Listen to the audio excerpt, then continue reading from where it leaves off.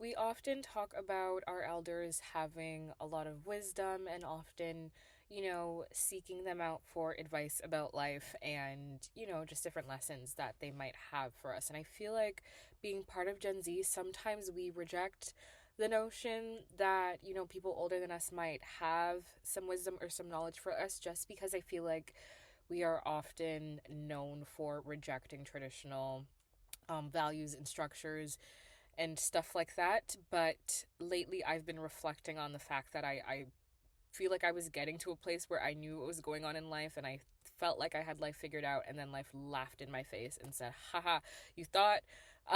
And I feel like I'm just learning so much more about myself. And of course, the more that I learn, the more I realize I don't know a lot.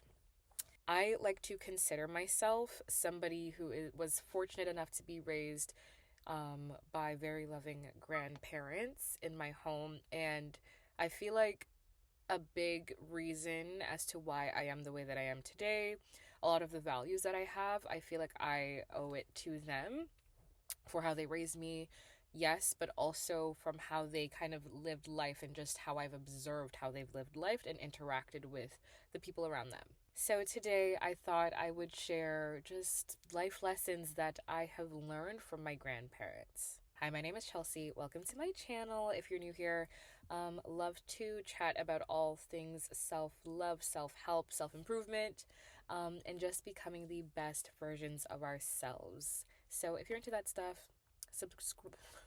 If you're into that stuff, subscribe. Leave a comment down below. Maybe notify yourself whenever I post a video. Okay, jumping right into it, the first lesson that I learned from them was to treat everyone with kindness and love. Yes, this is kind of repackaged as like the golden rule, like treat everyone how you want to be treated, but I think it goes a lot deeper than that. It sounds pretty simple and basic enough, but I think it's one thing for us to verbalize these values, and it's another thing completely for us to adopt them and navigate our lives using these mindsets. My grandmother was telling me this story about how when she was going to this church, her and my grandfather, there was a lady at the church who I guess maybe was a little bit unconventional, and maybe a lot of the other parishioners didn't really connect with her or really have a desire to get to know this person. And my grandmother was telling me like her and my grandfather were two of some of like the only people that I guess had shown an interest in her and been kind to her and just like struck up conversation. And the year that my grandfather died, she not only obviously came to the funeral to support, but that winter was like really really crazy winter. I think it was like 2012, and she had bussed very far all the way to our home just to shovel the driveway because she felt like she, I guess, had owed it to my grandparents to give back to them in some form of way, because she talked about how much they made her feel welcomed in the church and how nobody else really took an interest in her or how to care for her, but my grandparents showed her such kindness that now this lady every year without fail will bus all the way to our house to just shovel our driveway. And I thought that was really beautiful, and really sweet. Not that my grandparents were showing an interest in her to get anything out of it, and not that we should be treating people with kindness so we can get something back. I just think it's beautiful to see that how you make people feel is really important. And, the good energy that you put out towards people will come back to you. And I think just watching my grandparents interact with everyone taught me from like a very young age base level to treat everyone with kindness and love, regardless of age or race or religion or maybe differences, or if someone is a little more unconventional, whoever they are, it does not matter. Treat everybody with kindness and respect. My grandmother also makes a very big effort to acknowledge people that she might see on the street. So if like you're passing by someone who might seem houseless or their clothes are dirty or whatever it is, I find oftentimes a lot of us will kind of just like walk past them or like ignore them completely. Or if someone is asking you for money or whatever it is, we tend to ignore these people. And my grandmother makes a very big effort to like acknowledge everybody that she passes, regardless of like what they look like or what the situation may be. And I think that's really honorable of her. And I myself try to adopt that as well. She also makes a point to say that, like, just saying hi to somebody and asking them how their day is going can like do wonders. She told me this story about how she was on a walk years ago, and ended up in this neighborhood, and this lady was gardening her beautiful garden, and she passed by her. She was like, "Hi, good afternoon, like how you doing?" And the lady like stopped and like had a full conversation with her, just explaining that like, people these days don't necessarily stop and say hi anymore. Everyone is kind of kept to themselves, and she was just so happy and felt, I think, very seen that my grandmother like stopped and struck up a conversation with her. And then she ended up giving my grandmother like the like largest rose that she had from her garden, just like cut it off and gave it to her. And I thought that was also a really sweet story of just like, I think community is really important. I think being a kind person is very important. And we're also focused with our lives and what's going on with ourselves that we tend to, I think, not even have capacity to be thinking about even talking to anyone else. And I think sometimes, we should go that extra mile to maybe just like say hi to somebody, ask them how they're doing. You never know where you can find connection. You never know if you'll be able to make somebody's day. Like, we obviously have no idea what each other is going through, and the smallest comment, the smallest smile might do something for somebody. You never know. I also realized the impact of being a great person, a loving person at my grandfather's funeral. When he passed, there were so many people at that funeral. Yes, he lived a long life and of course learned, like, met a bunch of different people along the way. But it was me seeing, I think, neighbors that I didn't realize had such a connection to my grandfather bawling their eyes out at the funeral and at the viewing. I think that to me let me know that like just how he was navigating life and how he interacted with people left an imprint on them and left a mark on them, to the point where people were constantly checking in on us, of course, and we had like lost a family member. But there were just so many stories of how they had changed beliefs of other people. Like, my grandmother also told me, when they had moved into the house that they live in now, the neighbors that we like share a driveway with were racist. They were racist. This was, I think, in the 80s, the late 80s, that they had moved there, and they had like literally like drawn a line across the driveway and were like, "Yo, don't cross here." And somehow I was shocked to hear this story. It was an old man and an old woman. And I was shocked to hear this story because when I was growing up, they were the sweetest people ever in the world, always giving us candy, always checking in on us. And my grandmother had to explain to me that it's just because she didn't like, wasn't like rude to them, or just like, I guess, regardless of what their views were or what they were saying, she would always go and be like, "Hi, good morning. How you doing? Like, hope you're doing well," regardless of whatever was going on. And I think them, like our neighbors, seeing the kindness of my grandparents transformed them and they became not racist. Not to say that it is any of our responsibilities to go and try and change people's minds when they are prejudiced and racist and have these harmful views, but I think it's so fascinating to see that just by my grandparents being the people that they were and being as kind as they were able to transform freaking racist mindsets to the point where they were like really, really good friends and had a beautiful relationship with each other. I just like, that's absolutely crazy. The second lesson that they taught me was the importance of community. This one I feel like is a given, but it's something we often say, but to be able to witness it live, I think is also a really beautiful thing. So of course my grandparents grew up in like very rural Jamaica, like in the bush, like in the bush. And of course built community wherever they went. They ended up immigrating to the UK for a bit and then came here.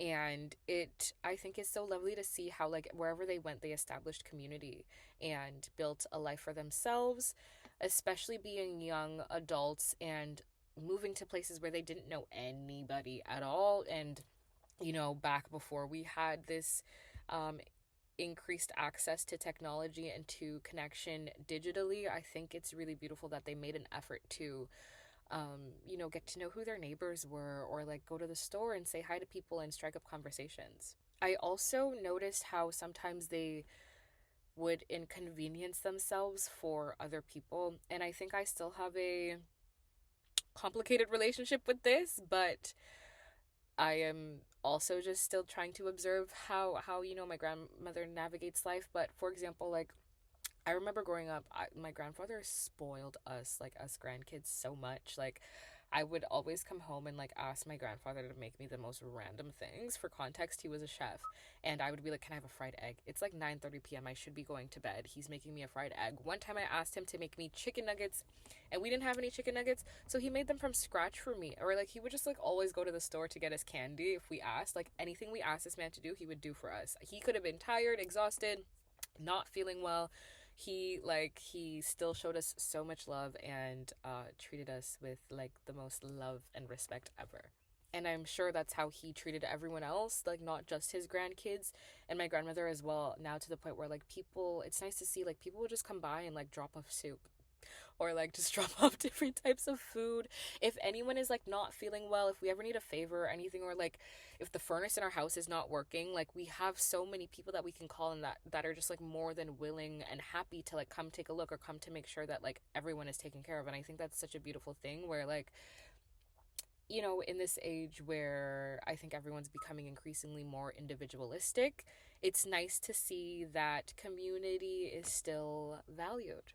For me, I feel like, as driven as I am and as big and luxurious as a life I'd like to build for myself, life feels worth living when you have a sense of community. I of course can be I think I can keep to myself and I love my alone time, but I genuinely do feel like life is so much more worth living when you have a sense of community, when you have people around you that will support you and sometimes maybe inconvenience themselves to support you or take care of you. The third lesson that I learned from my grandparents, this one specifically from my grandmother because she goes on and on and about, on and on about it, is the importance of manners and respect. Whenever her birthday comes around, I'm like, "Hey girl, like, hey grandma, like, what do you want for your birthday?" And she's always like, "I don't want anything. I just want manners and respect. That would make me happy. Like, I just, manners and respect and love is all I want." And she's happy with that. She never wants anything materialistic. And she often talks about how like manners and respect will take you further than your looks or your status or whatever it is. That if there's any two things that you need to have, it's that. And I think that's good to keep in mind because sometimes I do interact with people that I think maybe have a sense of self-importance, that they are deserving of a certain sort of treatment from everybody, maybe. um Sometimes it leaves a bad taste in my mouth. And I think what people remember from you is not what you looked like. It's not how much money you made or how fashionable you were, how many houses you had. It's how you make them feel. And I do not want to be that person that walks around treating people like crap because I think I'm better than everybody. Absolutely not. There are people that I have interacted with in my life for only 5 minutes, but those interactions have stuck with me because of how they made me feel in the moment. So, of course, this one falls back into treating people well and the golden rule, but just have some manners and respect. Okay, the final lesson that my grandparents taught me, and again, more so my grandmother, was just to be the bigger person. And I'm not gonna lie to you guys, I I don't know exactly how I feel about this one, but again, we are working through these together. I didn't want to wait until I had everything figured out to come and like make a video and talk about this. I'm still navigating this phenomenon. Anyways, my grandmother worded it as, put others above yourself or before yourself.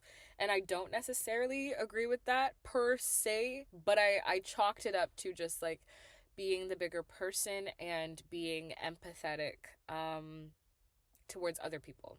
And now, if there is somebody that I think embodies like peace and being the bigger person, it's my grandmother. To the point where like people will have like really wronged her and she will never have anything negative to say about them ever. I have never heard my grandmother negatively speak about anybody actually.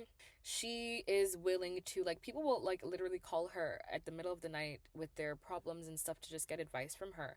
And she tries to instill in a lot of us as well. Even if someone has made you feel, not so great, someone has wronged you, someone has maybe betrayed you, that doesn't mean that you have to then go back and treat them how you treated you. Like, always keep your character in mind.